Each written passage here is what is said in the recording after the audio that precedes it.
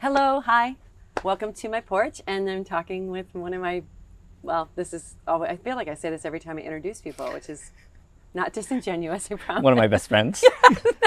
Not my best friends, but one of my favorite people. Takeshi Kata, who is a scenic designer with us here at APT and has become a very dear friend and colleague. One of the benefits of my great job is that I get to meet people like you, Tak, and become friends with you. Thanks. I'm getting all choked up. You've been with us since my kids were babies, so over 20 years, and kind of grown up together. Yes. Yeah, you could say that. Yeah, we have. Yeah.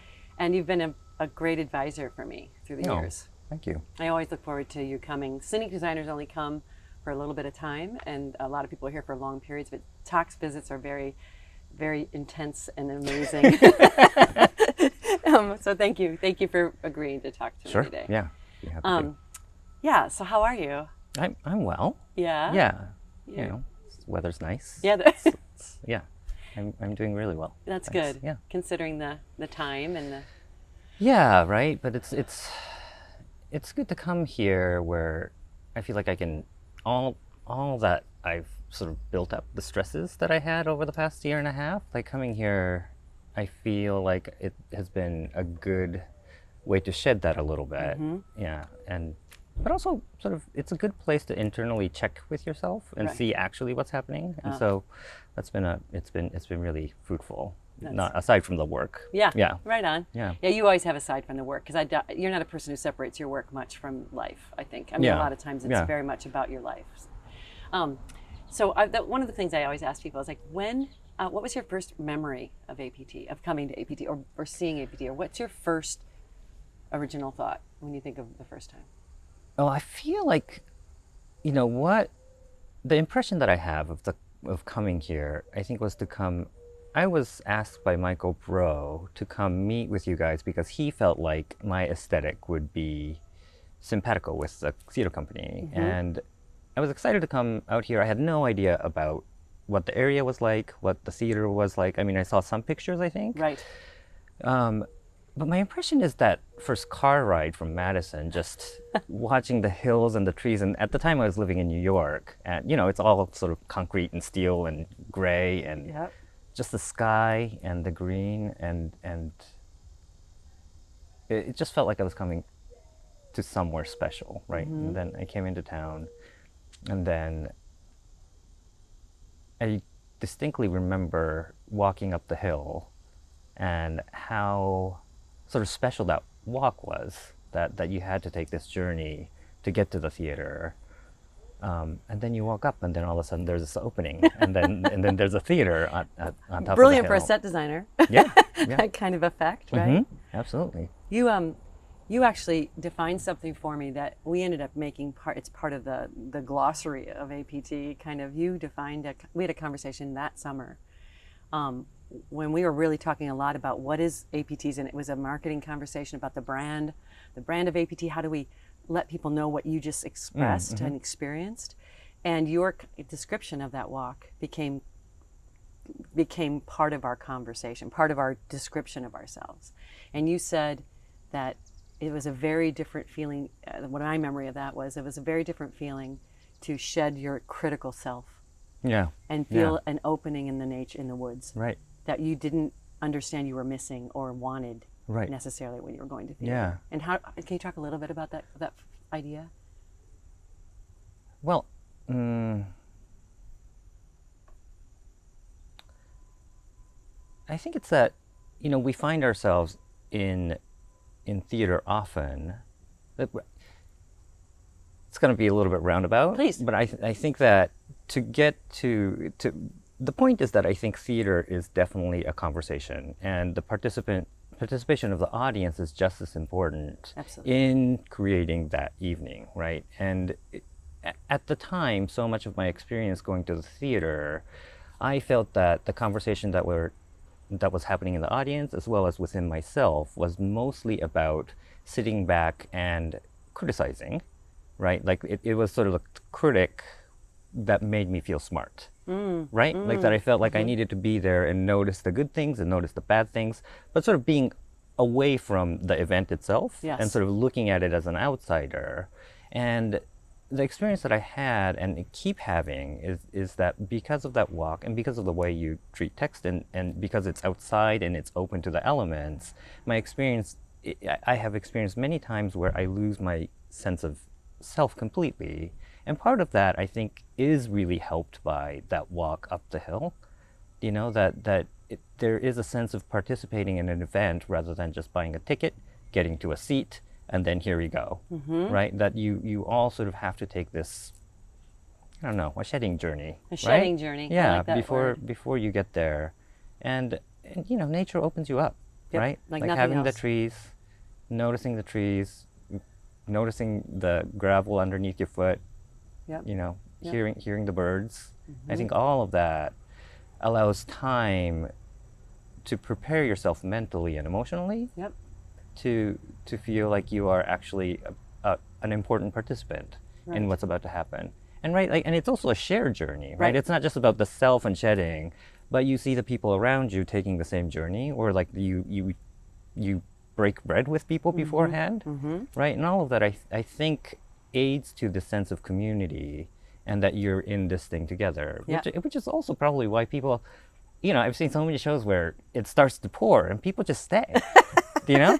Too much And- to our amazement, Yeah. quite honestly. Yeah. Yes. And I think there's a sense of ownership Yep. in the experience. Yeah, the effort and investment Yeah. is real in a Right, very absolutely. tactile way. Yep. I remember I had gone to New York right after we met and saw plays, and I remember we were trying to get on the train, and we were trying to get off the train, and we were trying to get to the thing, and and I had this feeling like, okay, I'm here. Yeah.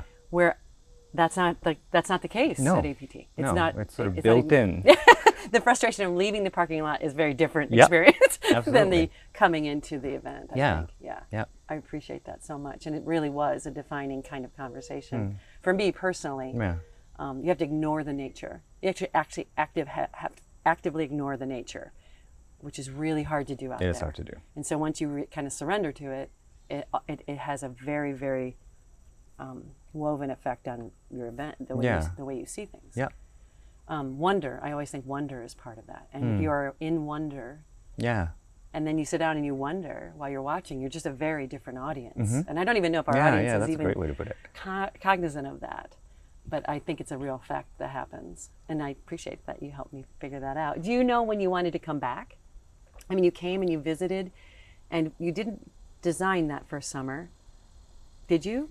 Yeah, Or, yeah, I think- can't remember. I came and visited, and then I was asked if I would design Taming of the Shrew. right on. Yeah. Which is kind of an epic tale in itself. And then you decided to come back after that. That Yeah. shrew was gorgeous. That shrew was gorgeous. It Oh, had thanks. What are the The Magritte painting yes, doors. yes. Yeah. Yeah. the doors that were up on the stage for many of you that remember it? It was Colleen and Jimmy playing. Yeah. I mean, I loved, I mean, I love the area. I love the village. I love the theater. Like, I love the people that I've met here. I was staying with Chris and Martha Staples, and like Oh. talking to them, Yeah. and getting to know them was really important to me, and that informed sort of what this area was like and what the people are like and the people at the theater. Right. There were a lot of conversations that felt quite genuine, Yes. right? And Yes. genuinely curious about what the story is and Yes. what we're trying to do. That, and it's not that it doesn't happen at other places. Sure. It does, but in a way that everybody here were invested in that. Do you know? It's a lot. Yeah, and I feel like I got to meet. I mean, I was a company manager, I think, at that point, and I was Is that invested right? in. Yeah, I was invested in your. Oh, I didn't know that you were the company manager then. I think I was. Or, Right. Or just So, like, started we casting. sat at the theater and we talked to each other about what we were seeing, and we all were trying to put our heads together to make it better. Right. And that felt great. I guess I felt seen and heard, right? And that was really important to me. One question that I've asked everybody when we've done these interviews is a funny question I got to ask John Langs himself when he was here. But I tell the story that the year I asked John Langs to come back after he had done, what was it? He did Shaw. someone's going to Canada? No, no, No, no, no, no, no. no. Oh, with the airplane. What's okay? Sorry, thank you, Sarah. Misalliance. Misalliance, Thank yeah. you, thank Yeah, you, airplane. So thank you. She's always helpful in so many ways. So he'd done Misalliance, and I asked him to come back, and I knew that we were all so proud of that show. We thought it was a really great show, and he said, I gotta. My memory is like I gotta think about this. And he's like, it's like walking through fire working there. And he was a young director at the time. And I remember trying to figure out what exactly that meant. But I've heard a similar expression from many people, and I wanted to ask you what you thought he meant or what that might mean to you, that phrase, walking through fire. I don't know. Yeah, I love it, because I knew that would be your answer. I knew specifically that would be your Really? answer. Yes! You're the only person I know who's not, I don't find you walking through fire in any case. You kind of tame the fires around you and enjoy them and understand why they're there in a way that's much more thoughtful. Not much more thoughtful, just much so who you are moving through the world. Yeah. I mean, I imagine that this place is challenging if you... I mean, I can see why this place is challenging. Like, there's the outdoorness of it, there's the repness of it, that there are tons of opinionated peopleness of it. Like, all of that, I think I get. Yes. That could be difficult. And especially, I think, as a director, right? I think that might be very challenging because you're not used to that, right? You're not used to being challenged all the time. You're not used to having to shift your schedule because of weather. Yeah. You're not used to having to have to share actors with other people. Yep. And I think all of that is really difficult for a director. But, as a set designer, and particularly because I don't know. I don't think I knew it at the time, but I feel like to some degree my first impression of that theater is that the theater was perfect the way it was. Like, you didn't really need to try to fight it. That you didn't need to make a huge stamp on what the design is supposed to be, but rather you just needed to alter it a little bit and let the gray structure do its job. Right, but that's the space. way you see the gray structure. Now we're talking specifically about scenic design at APT, and you're embracing of that actual structure, and you're actually, I feel like you adore it on some level. I do, yeah. Why I think Michael was so keen about your aesthetic, and can you talk a little bit for those people that don't really maybe not understand exactly what that means, what that structure means to most designers or could mean to people, and a director who's trying to figure out how to make an indoor library happen. Right, yeah. With the trees behind it. Right. This theater is unique in that, I mean, all theaters have a sense of empty space, right? Like, if you don't have any scenery, what's the blank space of the theater? Black box, the right? black space. And they each have a different kind of characteristic, right? Like, sometimes it's brick wall and it's really beautiful and you want to expose it. Sometimes it's really modern and clean. But in indoor theaters, I think there's much more of a clear sense of a blank canvas. Yep. That you can fill it in. This is not always true, but I think when we think about set design, what we're doing is filling the space in a way so that we don't see the rest of the theatrical space, and the world is within the set that you create. And I'm talking very generally, and of course there are times you want to expose the theater, etc. But here, up the hill, you can't. Up the hill, there is no empty space. Right. There is nature. There's the gray barnboard structure. That is, it's sitting in all weird angles, and the heights are all not unified, and so it's hard to make it neutral, though it fits beautifully within its environment. Right. It's a set itself inside nature. It is a set itself inside nature, yeah. And so in trying to, if you try to go at it in the same way that you would in a proscenium stage, where you're trying to create a set and try to ignore it, I think you just completely fail. Right. And you're competing with it, and it gets messy. Right. Right. Right. There's somebody who's very often driving lawnmowers on the streets, like, that's what we do here in Spring Green. He's going very quickly though, so that's helpful.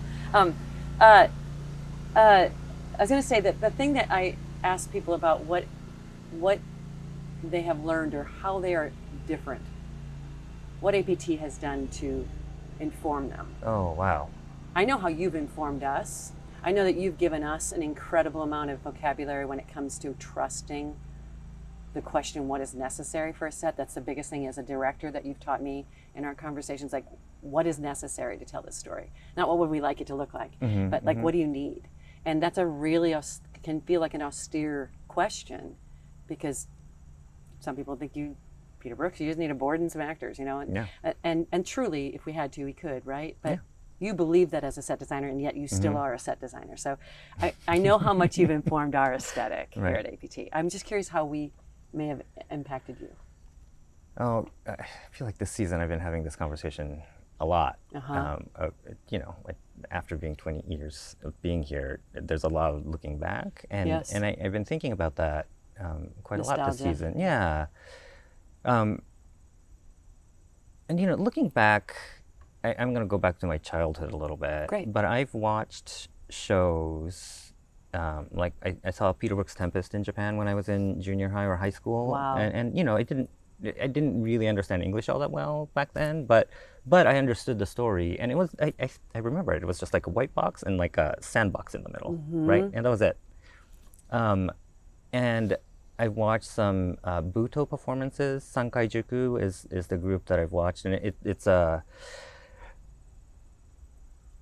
I guess it's like dance theater, but their movements are much more contorted, and they move very, very slowly, and it's a very austere aesthetic.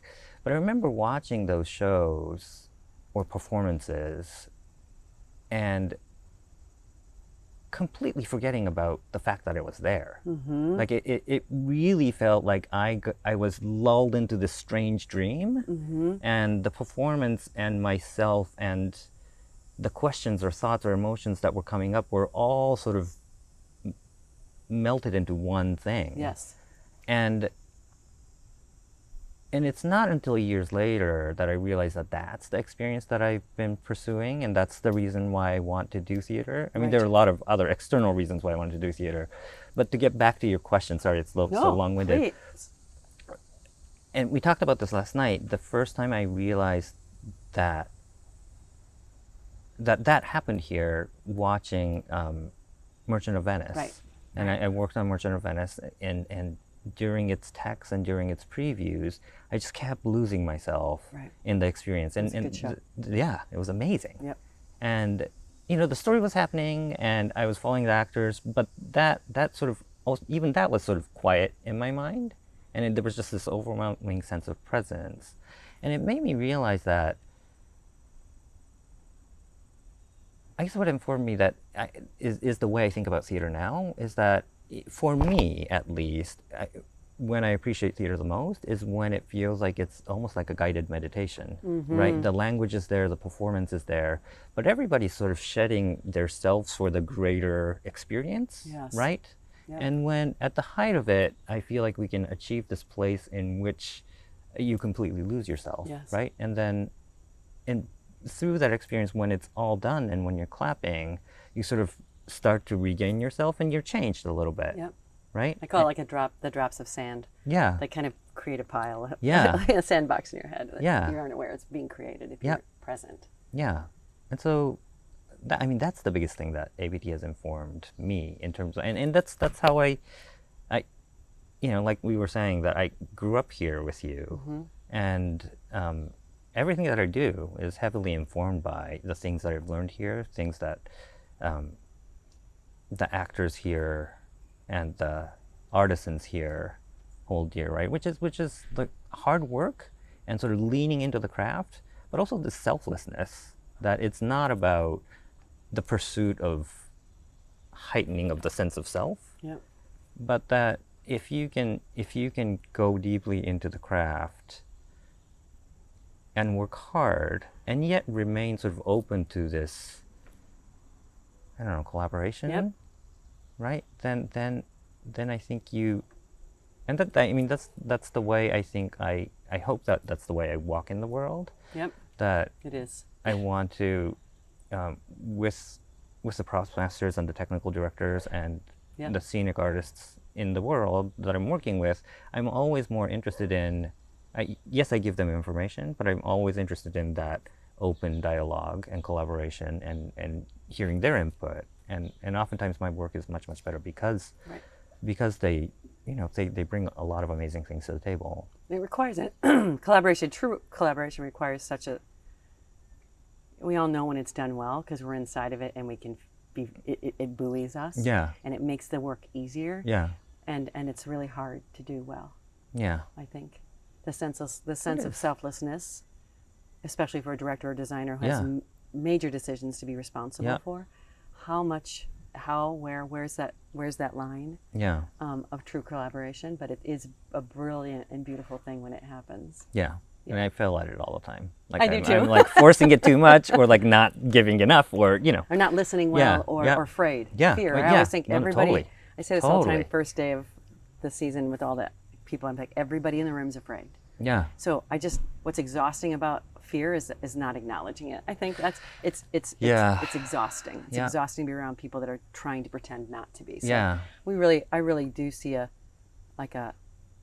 real effect that you have on the process. Why I asked you to work this year on this process coming back from the pandemic specifically was that your general lack of self and your exquisite craftsmanship and knowledge and craft and all the things that you know, your talent but your presence is always helpful, always healing and always helpful in that regard. Thank you. In collaboration, I always trust it. That means a lot to me. Thank you. Well, you do it, so it's really easy to talk about.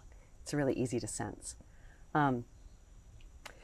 So, what are you most proud of that you've done here at APT, or about APT, or your association with it, or whatever? If you have any pride, which is, I know, full of self, but if you have any pride about the work here, you don't have to pick a specific show. You can pick a specific collaboration or I don't know. It feels like just the accumulation of all of it. Yeah. That I've been here for 20 years. That I was able to. It feels that I was able to create a family here. Yep. I think I'm really proud of that. Yep.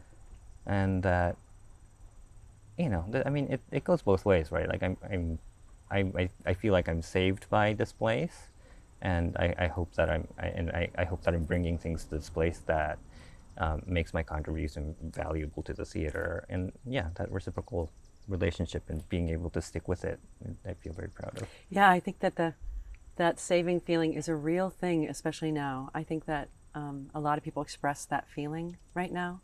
About how theater or being back here, or even though it's very different because of the pandemic and the way the rep isn't the same, the accumulation of community is not the same. Yeah, that's really hard for me personally. It's that's a challenge. Sure. Because that's why I do it. Yeah, is very much about that community with the audience and the community with the artist, and that feels a little unlike other years. So that's been challenging, but you could hear the desperation in my voice when you said, I think maybe I should not, and I said, oh my God, you have to. I don't think I've ever said that to you quite like that when I called and I wrote you the desperate letter to say, please come, please. It would be, I was very selfish in that moment. It was very helpful to me to have you come and be part of the family. Yeah, I'm glad that I came. Yeah, I'm really glad you did too. What do you wish you could do again? Like when you think of APT, you think, oh, I should have, maybe could have, why did I? If you could go back and do it and visit it again, like what would you like another shot at? Oh, I don't know if there are a lot of things I want another shot at.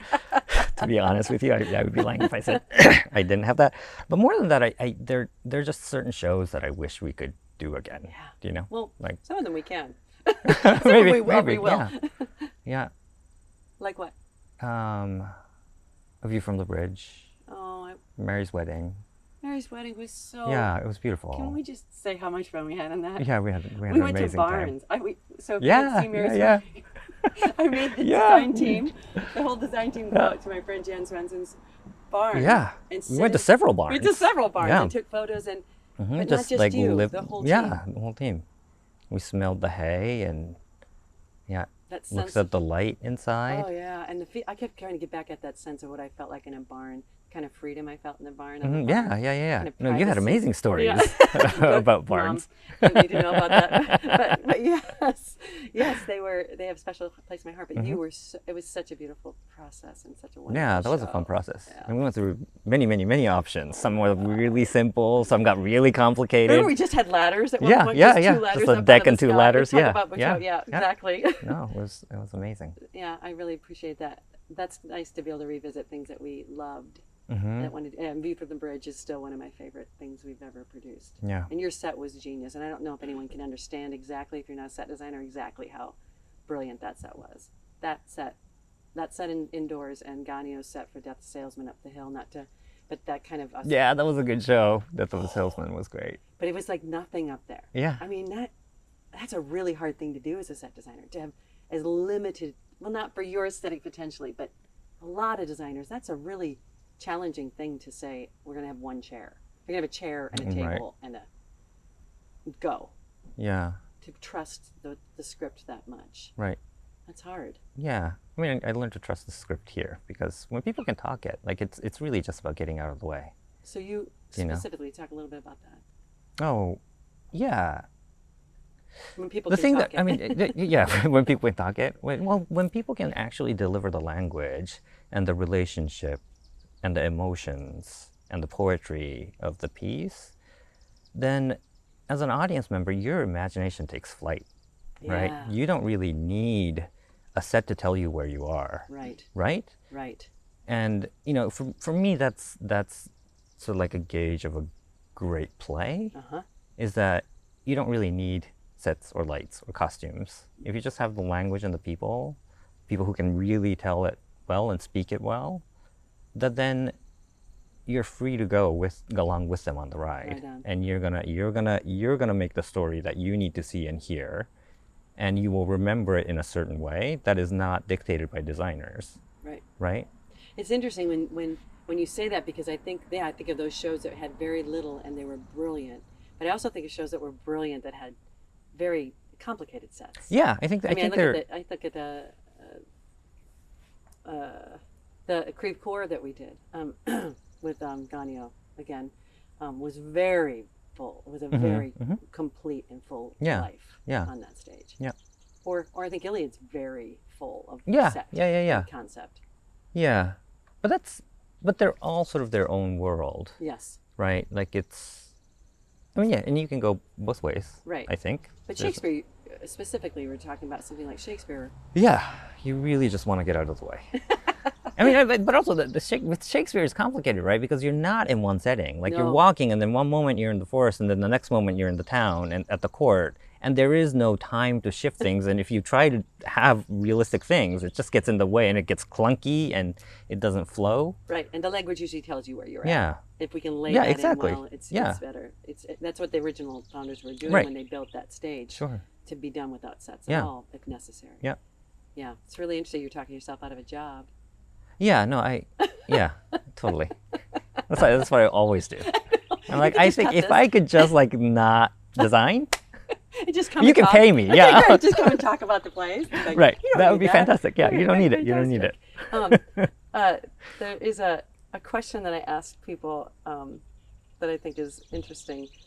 And I love that you don't have any prep for this, because you don't remember any of these interviews. If you watched any of them, you don't remember. I don't. So I love, because we're all about words at APT. Yeah. I mean, the language, I don't know if anyone would understand this, but like the documents that we create that go out, the way we write about things, the way we talk to one another, we take very seriously the words that we use. And we're very on purpose about them.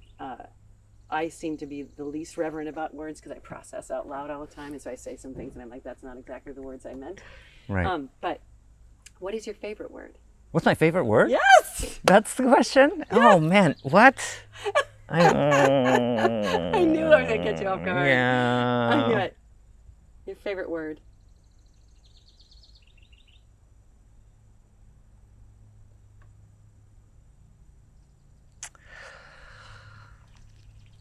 I don't know.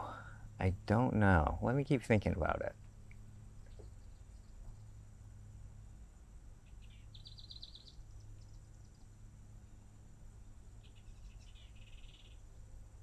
I mean, I have a favorite Japanese or Chinese Please, character, which please. is which means kind of like clarity or transparency, or oftentimes it's used for sort of water and how clear the water is. Right. What is the word in Um, Japanese?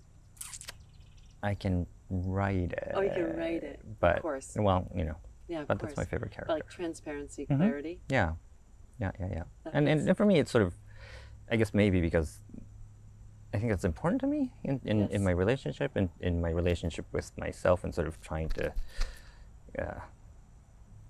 I don't, with my spirit, Yep. as it were. Yeah. Yep. Yeah, and with my work. I don't like it when things are muddied up. Yeah, I don't either. Yeah. I don't either. In fact, I like to get the thing muddy so it clears because Yeah. That- Sometimes that's what you need. Yeah. yeah, because that veneer or that space that's not transparent feels really upsetting to me. Yeah. I just, yeah, as a person, I just don't operate well in that when there is not a transparency. Uh huh. Yeah. Right. Just not good at reading people. So I'm I really good at reading people. That's why I don't like it Oh. because I'm very clear Yeah. when that's Yeah. there, Yeah.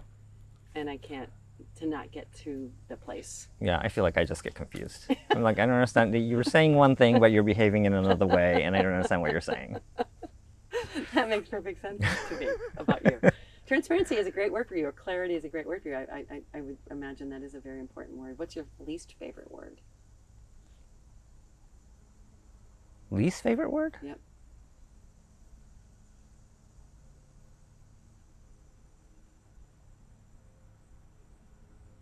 Clearly, I don't think about words often enough. Right. It's interesting because actors have words immediately. I'm Some of them sure. immediately Yeah. have words. Yeah. Other people, it Yeah. takes a minute. Least favorite word? It's funny. I'm asking you English, right? Which is Yeah.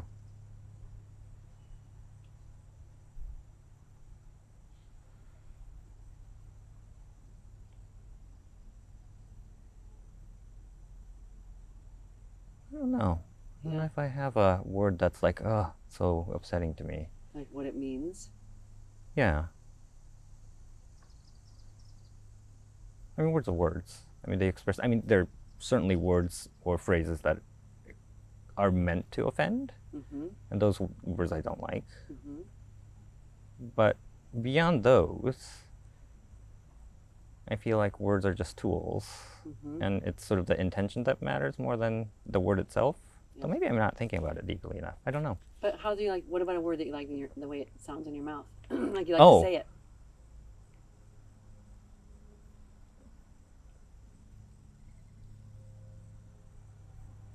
Because I'm Japanese, I don't like words that have R's and L's. They're just like really complicated for Right, me to of say. course, Like of parallel. Yeah, you know, Parallel. yeah, You hate that word. yeah. It's hard to say. Yeah, just not because you're Japanese, because Jimmy from New York hates the word parallel as Oh. well as he hates rural. Yeah, rural. Oh, yeah. Okay, good. Yeah. See, so there you got to. Not the meaning, but like yeah, how it sits in my mouth. Right, Yeah, to totally. say It's that hard. word. It's Yeah, really yeah, yeah, rough. yeah, I yeah. hear you. That's so funny. Absolutely.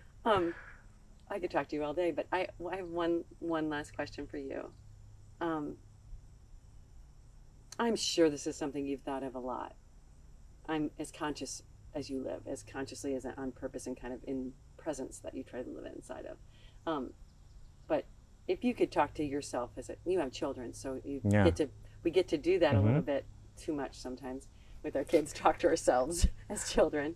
But if you were looking at yourself and talking to yourself about what you know now, what would you try to give yourself as a gift? Oh, as a just piece to of not advice? be so afraid. Not be so. Yeah. To, don't be afraid of making a fool of yourself. Right on. Just like do things and make a lot of mistakes. I mean, this is what I tell my students all the time, right? And Yeah. and it's because I know, I watched, right, when I was younger, I could sort of, I was smart enough that I could achieve things fairly easily. Right. And which gave me room to sort of hide behind that Right. and not make a fool of myself. And just right? choose the things you're good Yeah, at. yeah, totally. There's a lot of them. Yeah. Yeah. And then I watched people in high school or college or junior high or whatever just fumbling and always sort of making a fool of themselves. And like later in life though, like those people are doing great. Yeah. It's because they weren't never really afraid to just do it. And the only way to deepen and the only way to get better at anything is by just repeatedly doing it and not worrying about what it looks like now. Right. You know? Right. I and mean, trust that you also you'll do learn. it better. Yeah. You also learn how to get out of those things, because I feel like that I'm in the theater, especially in a theater where you're working with really great artists. They tend to have a similar story. Many of them have a similar story about their youth. They were good at a lot of things, or they were able to do a lot of things, and then they didn't necessarily choose to do the things they weren't good at. Yeah. Then life's going to throw you stuff that you have no idea how to be good at. Yeah. And the practice that one gets by being bad at something, I just completely undervalue as well. Yeah, it's so important to be bad at things, and to be okay that you're bad at things, right? And the trust that you're not always going to be bad at the thing. Yes. Do you know? Or you might be not great at the thing. No, but that's okay. Right. But you'll get better. Right, exactly. And I think that's a really hard concept. I just saw somebody on a TV show the other night say, yes, I've been practicing fencing for 14 years and I've only won one match, and it was against a 14-year-old girl, and I love it. And I'm like, that's amazing. It was amazing to me. Yeah. Like, or my daughter said the other day, she was happy, and I said, why? She goes, well, I'm reading this book. And I said, what is it about? And she said, I don't really understand it, but I think I'd be happy reading this book for a long time not understanding it. Wow. And I'm like, that's great. What is that? Like, I have none of that.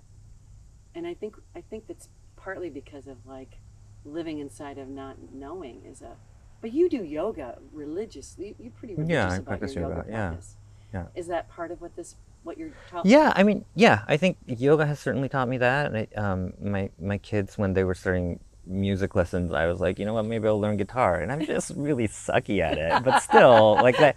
But what's amazing is that, you know, over the course of the last 5 years, just by doing it and not being flustered that I can't do it, like, I've certainly improved. Right. And my fingers can do things that I couldn't imagine it could do. Right. Like 5 years ago. Right on. You know?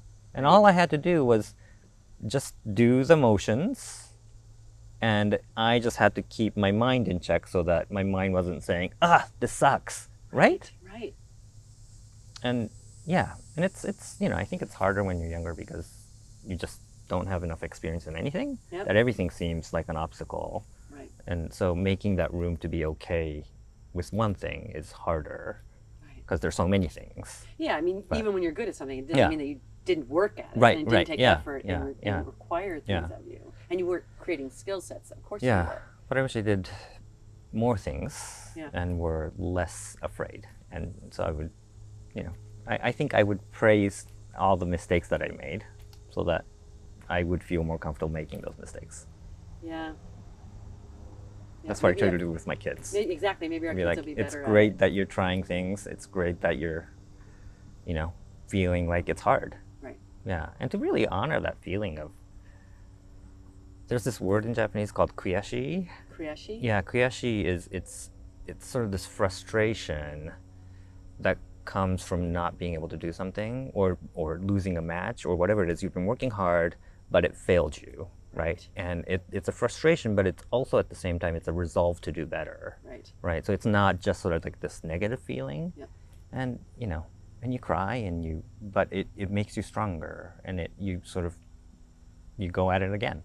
It's interesting, like talking about words, you just gave me one that to encompass that feeling of striving being inside of failure. Yeah. Yeah. I don't have a word for that either. Yeah. I know. Yeah, I know. This is something this word is something that I've been mulling on for a little bit. I guess as I get older, I keep thinking about the Japanese language and Japanese words, and this is one of them that I'm like, oh, there's actually not a really good word for it in English. Right. And you have to actually explain it out, but it's a really good word. Because it makes you, because it describes something we have no description for. Yeah, whether it's multiple words. Multiple words put together. Yeah. But that it can be one feeling. Right. Right? That you can't just say that this is just frustration and then feel like it's negative and then be done. Yes. Yeah. But I would love something that helped the multiplicity of, because it's, emotion is multidimensional. Right. And we like to make it black and white. Yeah. Right and wrong. Right? Yeah. Yeah. There's something I didn't do that I wish I had. I was in Japan and I wish I would have learned Japanese more. You know, I just learned what I needed to learn to get through. At least you learned what you needed to learn. Yeah, it's... But yeah. Well, I could talk to you all day. Yeah. Yeah, I love you, talk. Thanks. I love you too. Yeah, I appreciate it. I Of appreciate you course. spending time with us. Yeah. Thank you. So, yeah, thanks for joining us. Bye.